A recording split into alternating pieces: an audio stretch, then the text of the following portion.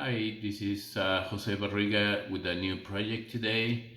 Today we are going to install a peephole at the door, at the main front door, and this is what I bought. This is very inexpensive. It's just a peephole for the door, and typically you just have to make a hole in the door, measure it through, pass through, and then this disassemble, and then insert this on the outside, insert this on the outside inside, and then just tie them together until it reaches the right length of the door. I have this driller bit, and I don't think it's thick enough for this. This is the thick I have, so I'm gonna try to use this. This should be enough to pass through and make it big enough for the peephole.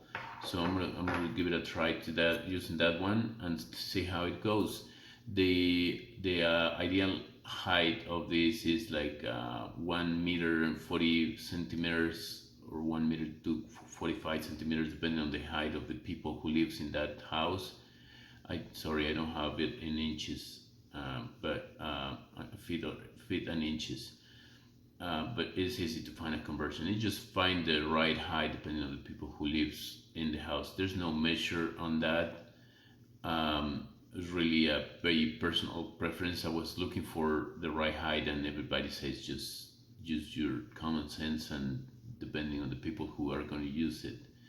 So the other one is centered in the door. It's usually centered on the door, and that's it. So let's give it a try. Okay, so I've measured my height that I want the peephole to be at, and the center of the door. I got my driller and my driller bit, and I'm going to just start making a hole. This is very thin, but I'm going to make the initial hole with this, and then I'm going to use the other one to make it bigger.